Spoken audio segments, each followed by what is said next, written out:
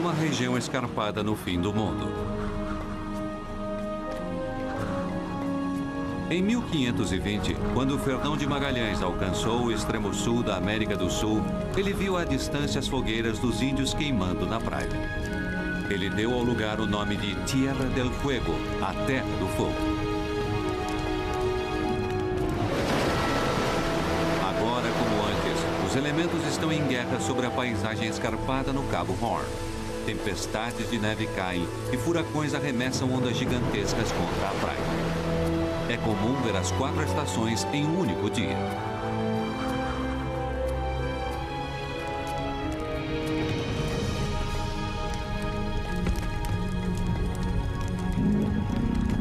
Aqui, só os mais fortes conseguem sobreviver, tanto animais como pessoas.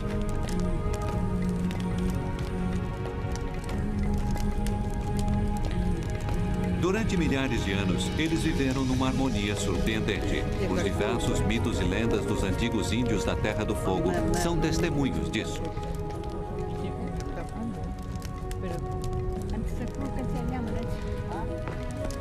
O mundo moderno segue regras bem diferentes. Quase não resta lugar para os descendentes dos primeiros habitantes. Eles vivem à margem da sociedade e apenas poucos deles, como Eugênio, o pescador, ainda se lembram dos antigos contos de sua terra natal, a Terra do Fogo do fim do mundo. Terra do Fogo. Contos do fim do mundo.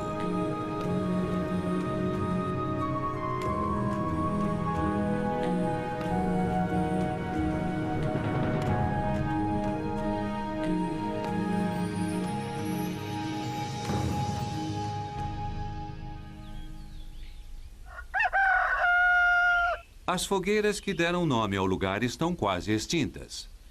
Apenas poucas ainda queimam, como aqui, no vilarejo de Uquica, um agrupamento dos índios Yamana. Eugênio vive aqui com a mãe, Cristina. Mañana, mamá, me voy a zona de pesca. Ela e a irmã Úrsula são as últimas da tribo Yamana. Quando morrerem, os idosos finalmente terão desaparecido. Hoje é um dia especial. Eugênio vai deixar o vilarejo durante algum tempo.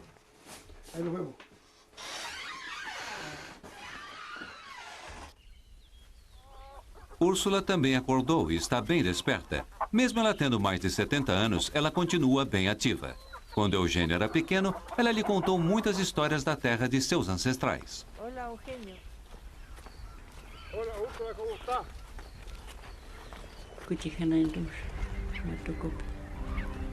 Para nós, Yamana, o mundo sempre foi assim. Apenas águas geladas. Para o leste, é infinito. Para o oeste, milhares de baías cortam a terra, cercadas por penhascos escarpados, e atrás deles, um mundo branco de montanhas.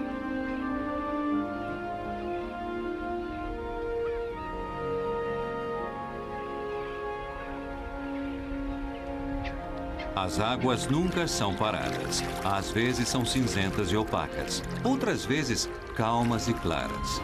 Às vezes, espumosas, nebulosas e agitadas. Outras vezes, são de um azul cintilante.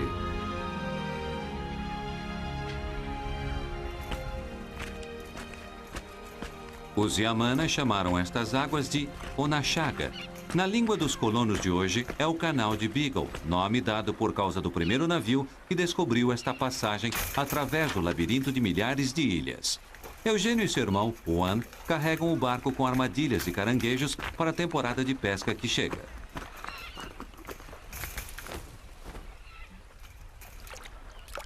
Um caracará aparece imediatamente esperando as sobras.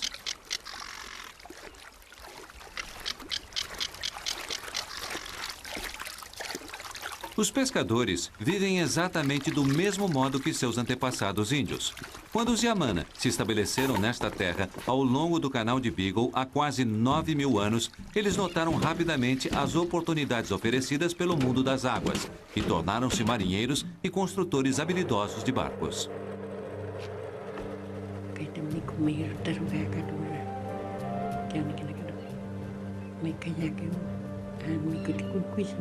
Conhecemos o mundo apenas como uma praia onde leões marinhos se aquecem ao sol. Nossos antepassados vieram para cá há muito tempo, bem além das montanhas ao norte. Um belo dia eles chegaram em Una Chaga. Aqui, eles se estabeleceram por um tempo, inocentes, sem armas ou ferramentas. No começo, alimentavam-se de mexilhões que cobriam as praias das baías. Pouco a pouco, eles inventaram ferramentas para conseguirem o melhor alimento, a carne gordurosa dos leões marinhos. Eles fizeram uma grande festa quando os primeiros arpões mataram um leão marinho. Mas logo, os homens quiseram ir mais distante, entrando nas ilhas onde havia gaivotas e cormorões. Eles construíram as primeiras canoas feitas com casca de árvore e, desde então, os Yamana vivem em barcos entre ilhas e ilhotas.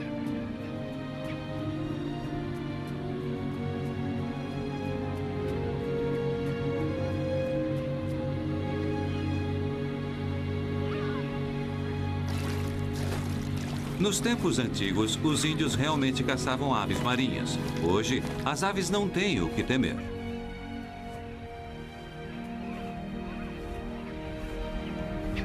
As rochas estão brancas com seus excrementos.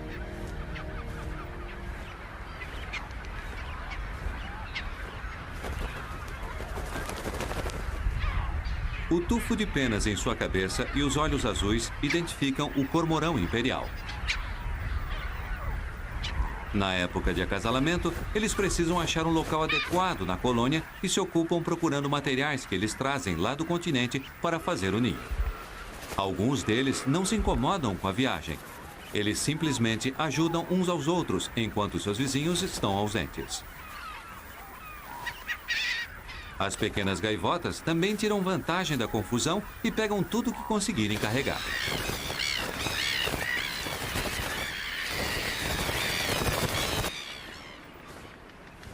Um pouco mais alto, cormorões da rocha fazem seus ninhos.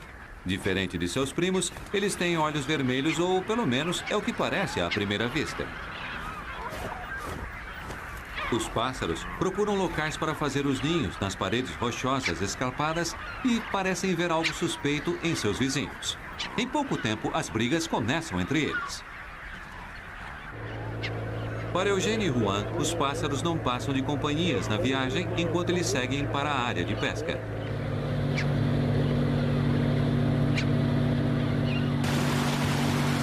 O som do motor é audível por quilômetros debaixo da água. E isto atrai os golfinhos.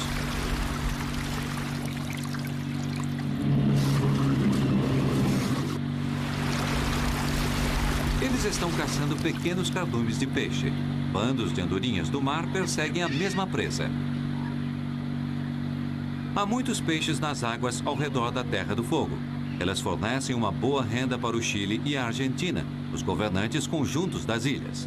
Mas desde que os grandes navios pesqueiros do Japão e dos países do norte da Europa começaram a saquear a riqueza dos mares na Antártica, a pesca decaiu muito.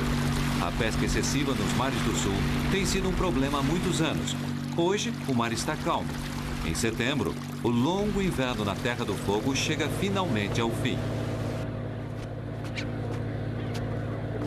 O sol brilha com força, aquecendo a terra. Nem sempre foi assim.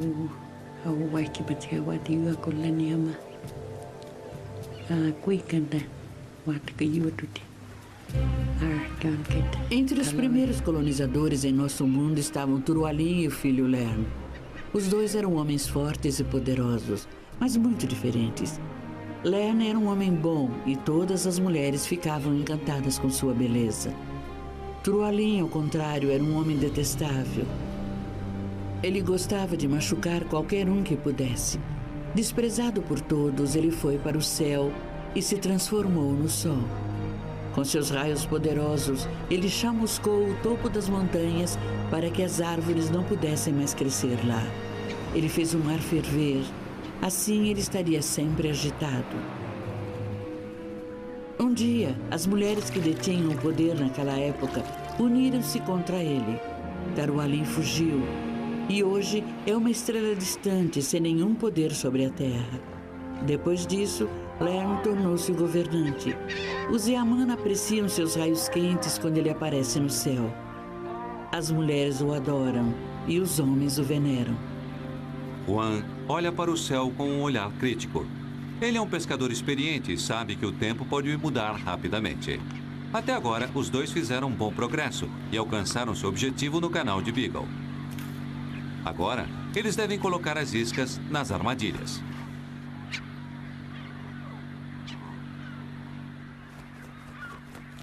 As gaivotas rapineiras esperam no céu. Quase que insolentes, elas exigem sua parte.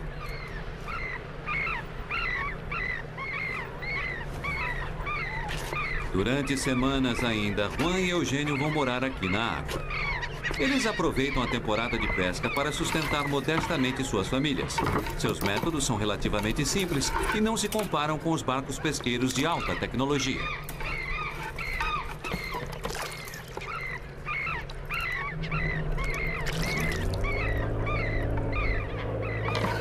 Dez armadilhas para caranguejos como esta são amarradas juntas para formar uma corrente. Elas são lançadas ao mar em intervalos regulares. As armadilhas ficam no fundo de 5 a 7 dias. A pesca nunca será muito grande.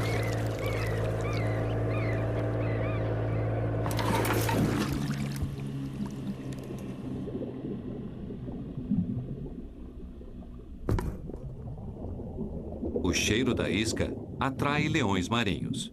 Mas a refeição não é para eles.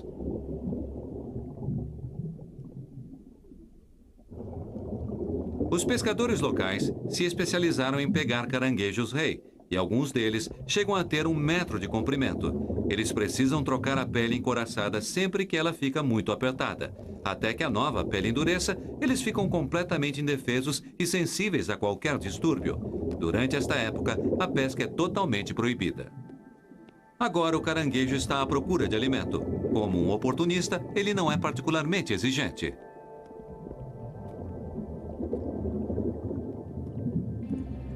Enquanto os caranguejos procuram comida nas armadilhas, muitos deles para terem um final fatal, os leões marinhos brincam na floresta de algas. Certa vez entre eles, havia um macho bem encorpado que se apaixonou perdidamente.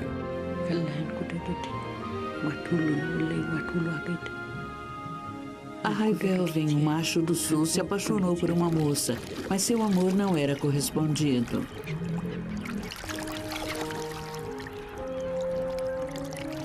Um dia, quando as mulheres vieram mais uma vez à praia para pegar os peixes, a linda moça estava entre elas. A Raivelven atraiu sua amada com uma poção. Ele a agarrou rapidamente e a arrastou para o mar salgado, sustentando-a para que ela não se afogasse. Ele a levou para uma rocha isolada.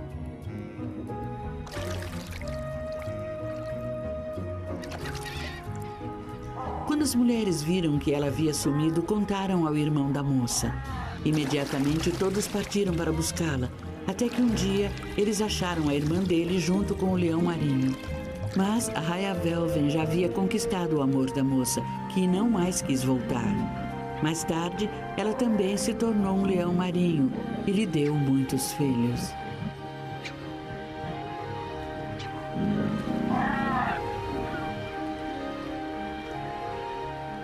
Até hoje, a Terra do Fogo é repleta de leões marinhos. As águas geladas não prejudicam o animal. Eles possuem uma camada espessa de gordura que os protege do frio. Os habitantes primitivos sabiam tudo sobre a eficácia da proteção de gordura do leão marinho.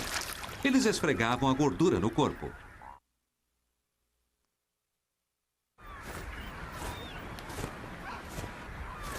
A Cordilheira Darwin, uma extensão dos Andes, estende-se a leste da Terra do Fogo.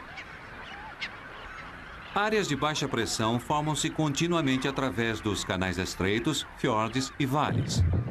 Elas descarregam o ar úmido no flanco meridional da extensão da montanha, alimentando as geleiras.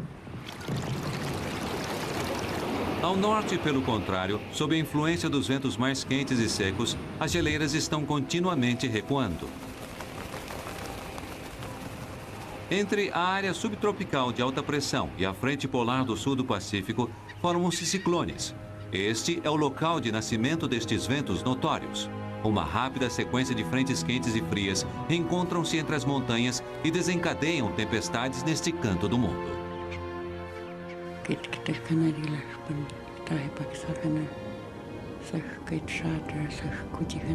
Nos tempos antigos, os ventos eram todos homens. Eles lutavam entre si para descobrir quem era o mais forte. O vento do leste era o mais fraco. Ele lutava delicadamente e geralmente caía no chão. Logo, ele se rendeu. O vento do sul mostrou que era mais forte. Ele podia aguentar as lutas violentas por mais tempo, mas no final também teve de admitir a derrota. Então, os ventos do norte e do oeste tiveram de lutar. O vento do norte era esperto e teimoso, mas até ele foi derrotado pela força tempestuosa e implacável do vento do oeste. O homem do oeste acabou sendo o vencedor entre todos os competidores. Ninguém pôde vencê-lo, e até hoje ele é imbatível.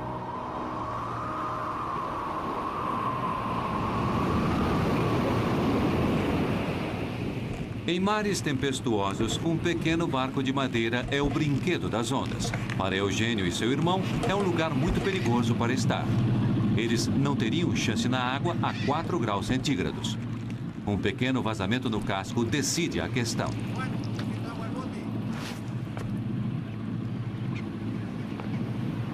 Na hora certa, os dois notam uma tempestade que se forma e levam o barco para uma baía protegida, longe do mar aberto.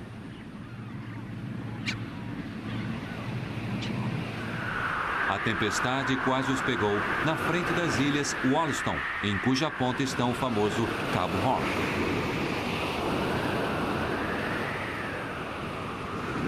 E hoje, o cabo está justificando sua reputação.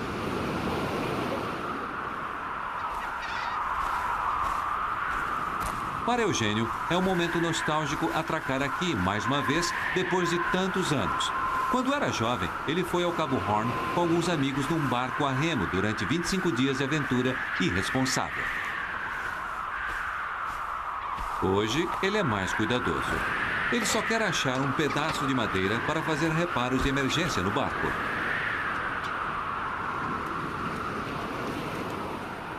O Cabo Horn é um lugar solitário. Agora, em setembro, chegam os pinguins de Magalhães. Todo ano, eles criam seus filhotes aqui.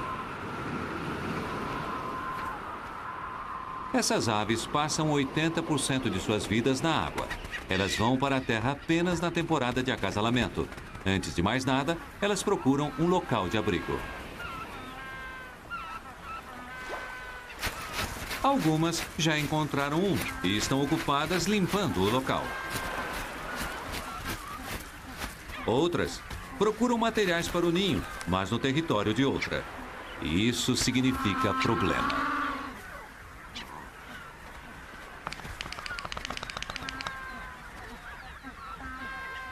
A plumagem macia torna as aves aerodinâmicas para a natação, mas não serve contra o frio. Como os leões marinhos, os pinguins possuem uma camada de gordura sob a pele. Essa é a ruína deles há muito tempo. Por causa da gordura, eles foram mortos por milhares de caçadores de focas que, às vezes, usavam isto como combustível. Mas eles não precisam se preocupar com Eugênio. O único interesse dele é achar um pedaço de madeira.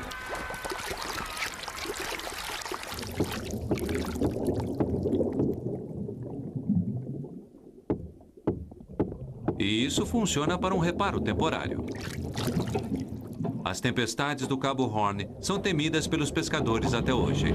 Contornar o cabo é atravessar a boca do inferno. Então, não é de se admirar que estas águas agitadas cubram os maiores cemitérios de navios do mundo.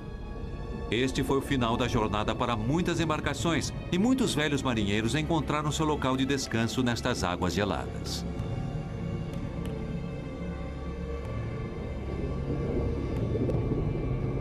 Desde então, os destroços foram cobertos por uma camada de mexilhões.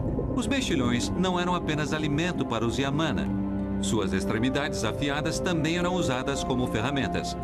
Mas os homens não podiam nadar, então eram as mulheres que mergulhavam nas águas geladas para pegar mexilhões e outras criaturas marinhas como caranguejos.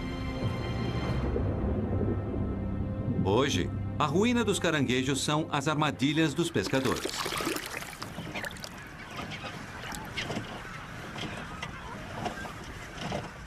Eugênio e Juan puseram 5 fileiras de armadilhas durante essas semanas. Cada armadilha pesa quase 20 quilos. É um trabalho cansativo e árduo puxar as armadilhas que estão a 50 metros de profundidade.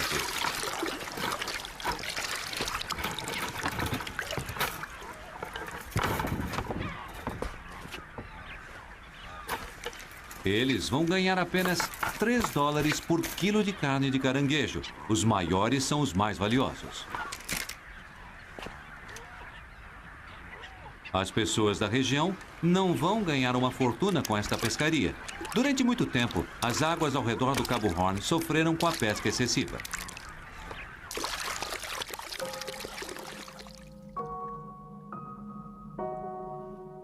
Um barco pesqueiro moderno pode tirar da água em pouco tempo uma quantidade de peixes que gerações de Yamana não poderiam pescar em séculos. Com seus métodos simples de caça, usando arpões com pontas feitas com osso de baleia, eles sempre trataram as reservas do mar com respeito. A maior parte do tempo, eles viviam em canoas simples feitas com casca de árvore.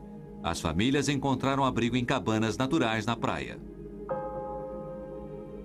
Como todas as pessoas da terra, os Yamana faziam uso de tudo que a natureza oferecia.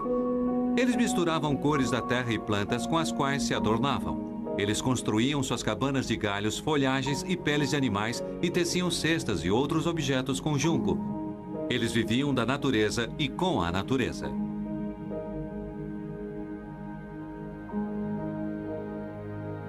Há muito tempo, a vida moderna alcançou os povoamentos dos habitantes primitivos. Apenas o nome indígena relembra o passado. Ushuaia significa Baía de Grandes Montanhas. Hoje, a cidade argentina de 50 mil pessoas é o extremo sul do mundo.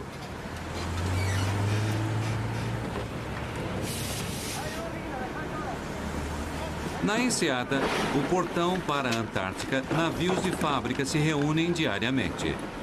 Eles pegam os caranguejos dos pequenos barcos pesqueiros e preparam a pesca valiosa para o mercado mundial.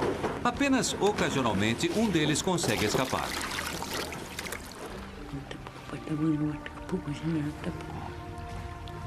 Yanusha era uma moça de beleza estonteante antes de se transformar em lua. Ela perdeu seu filho antes de nascer e cortou seu próprio rosto por causa do sofrimento. Finalmente, ela buscou santuário no céu. Lá, ela pôde engravidar de novo e seu corpo começou a inchar, até que ela ficou completamente redonda. Depois do nascimento de sua filha, ela desapareceu. Mas a filha tomou seu lugar e cresceu lá, até se tornar mãe e dar à luz a uma menina. É por isso que os rostos das filhas, mães e avós se repetem até hoje em dia. Há muito tempo, o turno da noite tomou conta do vilarejo de Uquica, com vários graus de sucesso.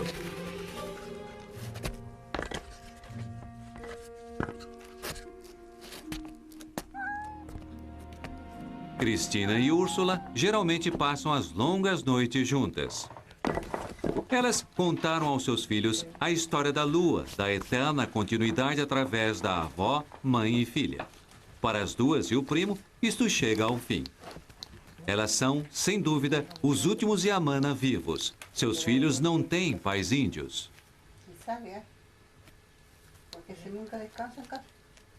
As duas senhoras ainda sabem fazer o artesanato tradicional de seus ancestrais. Tecer cestas com junco e fazer canoas com a casca de árvore, que não são mais artigos de uso diário, apenas lembranças para os turistas. Isso representa uma renda modesta para as famílias de índios, mas também sinaliza o fim de um mundo antigo e quase desaparecido.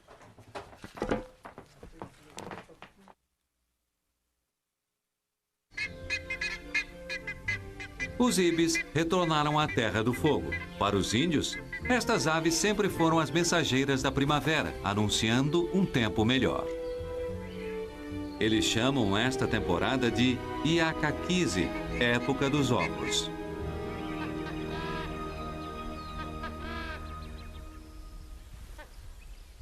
O ganso de Magalhães já está ocupado com suas garras. Eles vivem aqui o ano todo, enquanto muitas outras aves só vêm aqui durante os meses mais quentes do verão. Lentamente, a cor retorna à paisagem.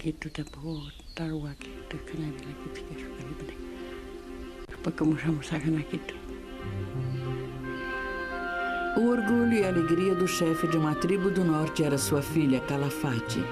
Ela tinha olhos grandes e dourados e era tão linda quanto o nascer do sol.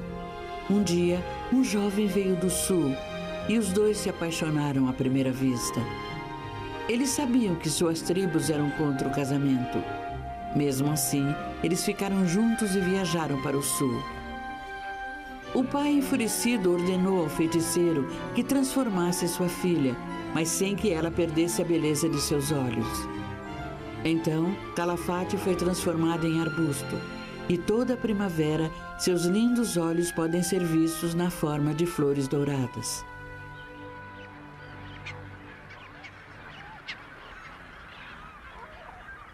Por lei, a temporada de pesca do caranguejo termina em novembro.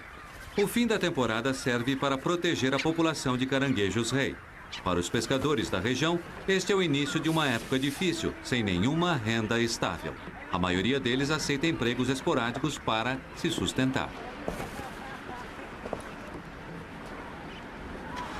Como fizeram no passado, este ano, Eugênio e Juan entraram na enseada de Porto Williams. Depois de semanas no mar, eles estão alegres de colocar o pé em terra firme de novo.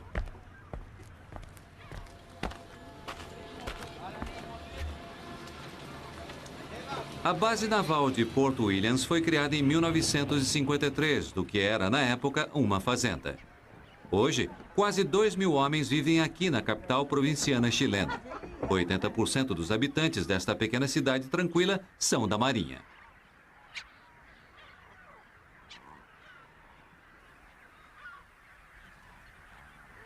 Caracás cristados levam uma vida confortável aqui. Eles são comensais genuínos, preferindo viver perto das pessoas de quem podem ganhar uma refeição fácil. Eles receberam esse nome por causa do chamado estridente repetitivo. A cor da pele nua ao redor dos olhos varia de acordo com a idade, de vermelho vivo a amarelo.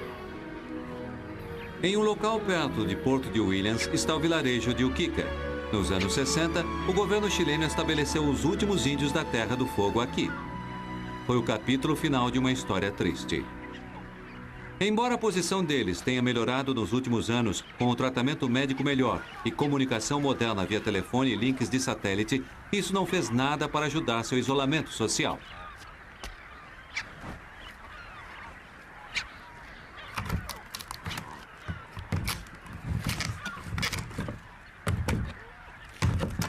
O barco de pesca está em uso há anos. Os sintomas que apareceram enquanto eles estavam no mar acabaram virando uma doença grave. Muitas tábuas estão podres. O barco precisa de uma reforma completa.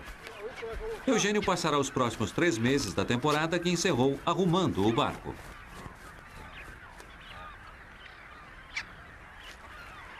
O lucro da temporada de pesca não foi nada especial. Eugênio precisa encontrar seus próprios materiais para o concerto.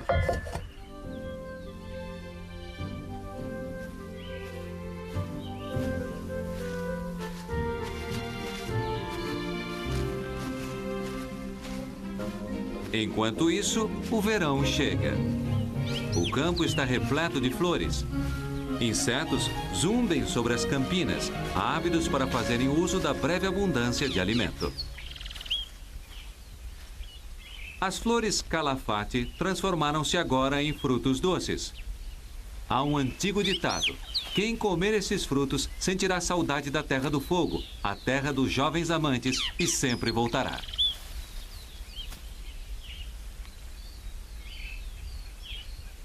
O sul da Terra do Fogo está coberto de arvoredos abundantes. Crescendo nos troncos das árvores, há cogumelos comestíveis conhecidos como pão dos índios. Eles não são particularmente nutritivos, mas os habitantes primitivos tinham pouca escolha. Eles precisavam fazer uso de tudo que a natureza tinha a oferecer. Neste clima ríspido, as plantas crescem lentamente. Mas musgos e líquens são abundantes. É como uma floresta mágica. Pendentes das árvores, há tufos grossos de líquen e, como a obra de um artista delicado, o solo da floresta fica pintado de orquídeas. Eugênio está procurando uma madeira adequada. Nem toda árvore serve para fazer barco.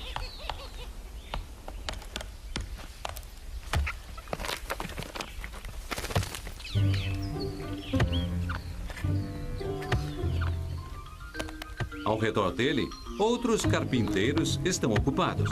O pica-pau de Magalhães procura alimento rico, principalmente em árvores antigas. O ruído constante perturba as criaturas que vivem sob as cascas.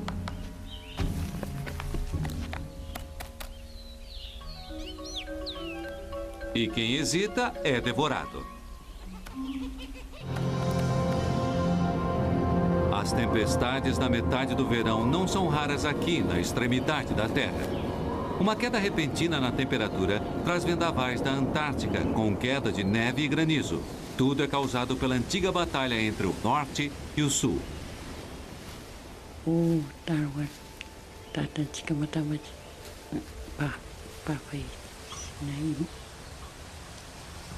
Carracan, o filho do Sul, tinha sequestrado a linda filha de Ketid, o governante do Norte. Em consequência disso, iniciou-se uma batalha terrível. O Norte enviou rajadas de vento, chuvas fortes e neblina. O Sul respondeu com tempestades de neve. Sienu, o vento do Sudeste, também estava interessado na linda filha do Norte.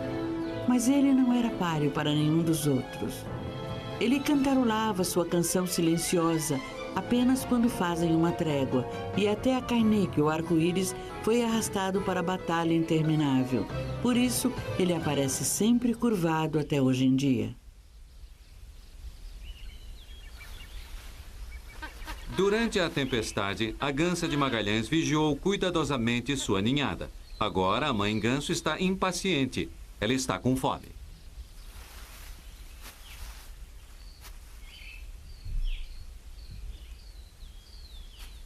Ela deixa seu ninho brevemente para voar até achar alimento. A raposa da Terra do Fogo também está com fome e ela estava observando a gansa de perto.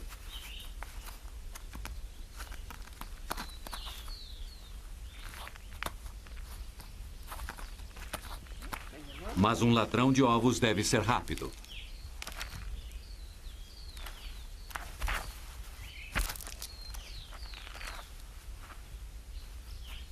Os Yamana também já chegaram a pegar ovos em suas expedições em busca de comida. Hoje, eles não costumam mais roubar ovos. A gansa vai superar sua perda.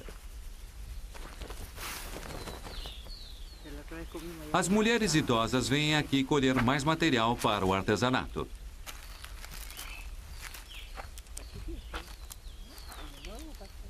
Em toda parte, no interior, existem pântanos. O derretimento do gelo e as chuvas frequentes são suficientes para mantê-los cheios. Os antigos índios da Terra do Fogo usavam estes pântanos como despensa. Eles guardavam a carne nas águas salobres.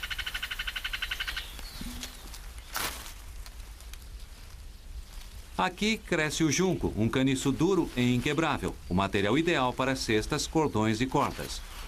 Como seus ancestrais, as mulheres amarram os talos e os levam para o vilarejo.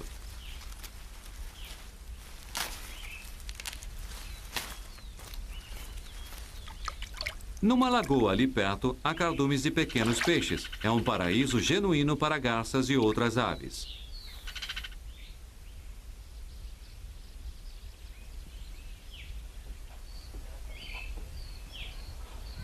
A melhor época do ano para viajar para a Terra do Fogo é entre outubro e março. Nessa época, uma vez por semana, turistas chegam em Port Williams de todas as partes do mundo. Na frente do pequeno museu da cidade, eles disputam o artesanato local, as lembranças favoritas e ainda tiram fotografia dos, supostamente, últimos índios da Terra do Fogo.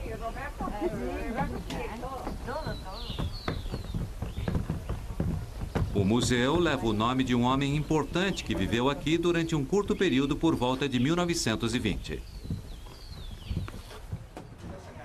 Ele era o padre Martin Guzind, um missionário e etnólogo alemão. Temos de agradecer a ele pelas numerosas histórias que os índios contam sobre sua terra. Ele anotou as histórias e documentou a vida das pessoas através de inúmeras fotografias. Os índios o apelidaram de o Pegador de Sombra. Na verdade, Guzind realizou seu trabalho na última hora. Os índios da Terra do Fogo já estavam quase no fim. No século XVII, ainda havia mais de 10 mil índios vivendo aqui. Em 1910, havia apenas 350. Eles foram sufocados pelo peso morto da civilização, que trouxe com ela doenças, acelerando a ruína dos índios. Missionários tentaram converter os que restaram ao cristianismo. Os primeiros colonizadores brancos chegaram em 1860. Eles cometeram um dos mais ultrajantes atos de genocídio, exterminando quase completamente a população primitiva de índios em apenas 50 anos. Depois, a pilhagem da região começou. Para o bem da pesca comercial de caranguejo, milhares de leões marinhos morreram. Eles eram usados como isca.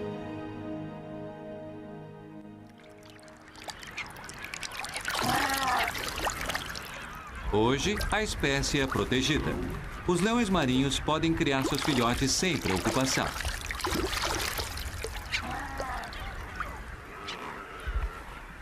Por toda parte, o Kuyunou já começou. Na antiga língua indígena, a época em que os jovens tornam-se independentes. Enquanto alguns ainda ficam no ninho sob os olhos atentos dos pais, outros já estão trocando de penas. Para os pinguins, banhar-se agora é proibido. Com poucas penas no corpo, entrar no mar seria imprudente. Por consequência, não há nada para comer agora. É uma época exaustiva em que muitos deles preferem passar escondidos num buraco.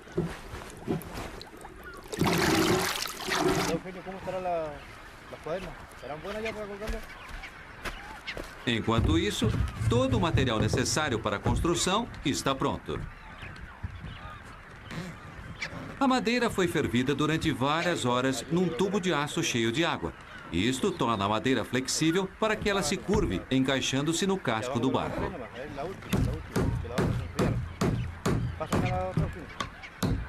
Ela deve ser usada rapidamente. Se demorar muito tempo, a tábua vai esfriar e quebrar.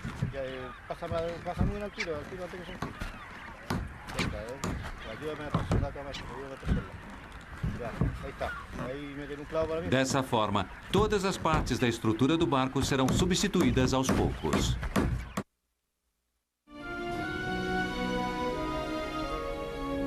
As amplas campinas do Alto Platô são o lar do guanaco. Com sua pelagem grossa, eles estão bem adaptados para sobreviverem no clima ríspido. Os índios usam suas peles para fazer ponchos e sua carne também é bem-vinda para variar a dieta.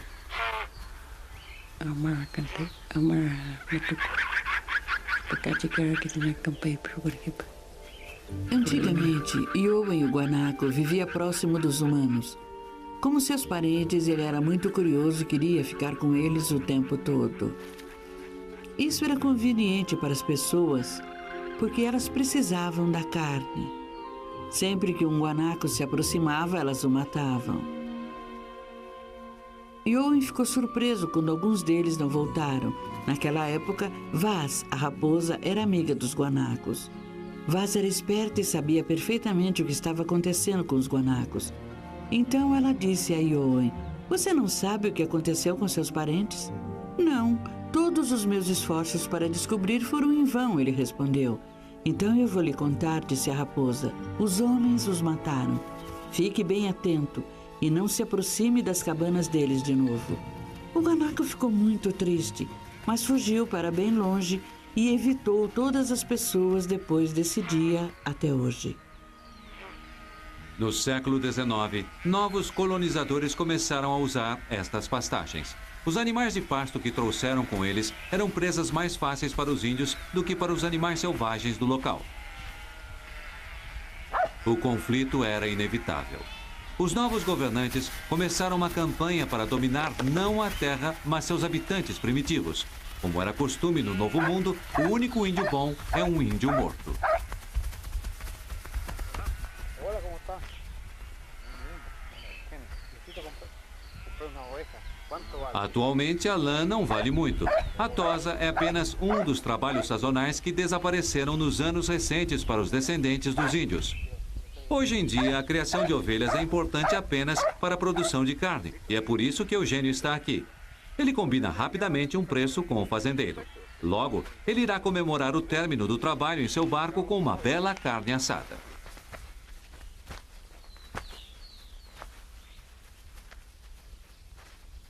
Aos poucos, o verão chega ao fim. Muitas das árvores típicas de folhas pequenas, como a faia da Antártica, permanecem verdes todo o ano. Outras ganham cores e pintam a paisagem no Festival do Outono.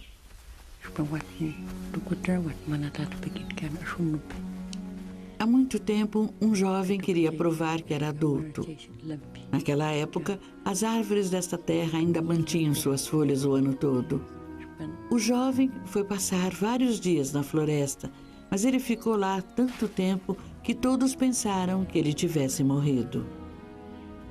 Quando ele finalmente voltou, contou sobre uma terra ao norte, onde as florestas eram muito exuberantes e as árvores perdiam as folhas no outono. As pessoas não acreditaram e zombaram dele. Cheio de raiva, o jovem retornou para o norte.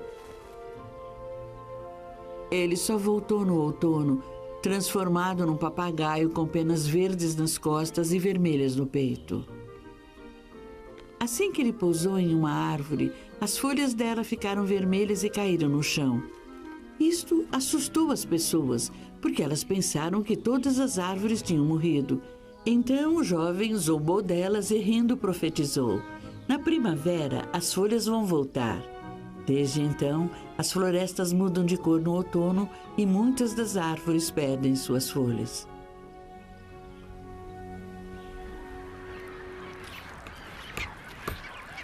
Em Ukiqa, os irmãos quase terminaram o trabalho no barco. Uma estrutura para o seu lançamento e a cerimônia de batismo é tudo o que resta a fazer.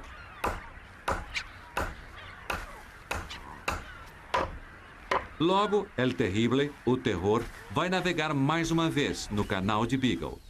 Seu nome é em homenagem a um dos barcos do capitão Ross, um dos primeiros a explorar a Antártica em 1841. Logo, os picos das montanhas próximas estarão cobertos com a primeira neve. É hora de comemorar o final da construção do barco com uma festa. O Caracará observador está pronto para pegar sua parte do assado. Perto de Úrsula e Cristina Calderon está Ermelinda Acuna, cujos pais eram índios Yamana e Alacalofã. Via de regra, as senhoras idosas falam apenas espanhol, mas numa reunião como esta, elas passam a falar de repente a língua de seus ancestrais. Agora, apenas elas três ainda falam Yagã, a língua dos Yamana, o que torna este filme um registro valioso, se não triste.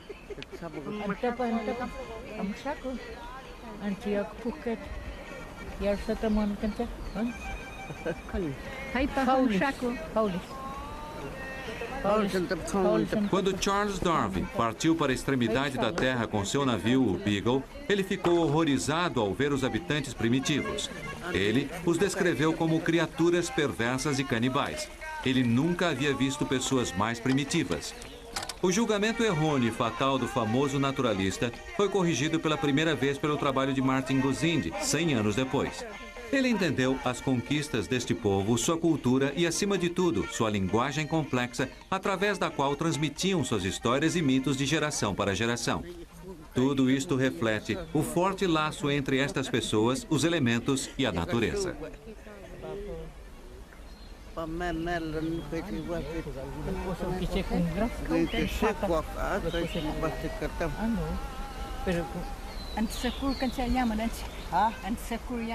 Os bisnetos estão surpresos. Eles não entendem do que os idosos estão rindo. No, antes, tässä solla.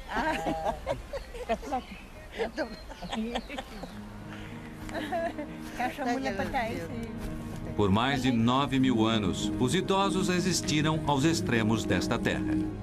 A história deles sempre foi uma história de mulheres. Eram elas que tinham o poder desde o início. Elas guardaram a herança todo esse tempo. E elas são, irrevogavelmente, as últimas da tribo.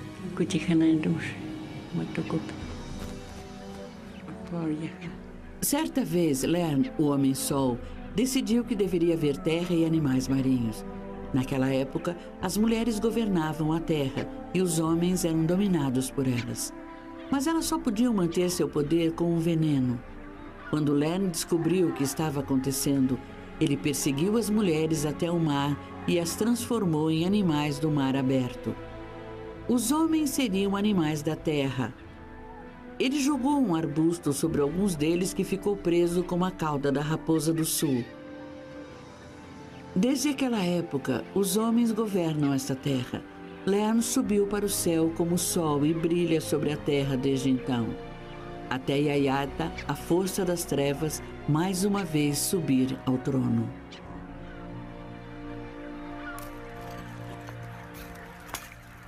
Agora, os dias estão ficando mais curtos de novo na Terra do Fogo. O novo barco será testado.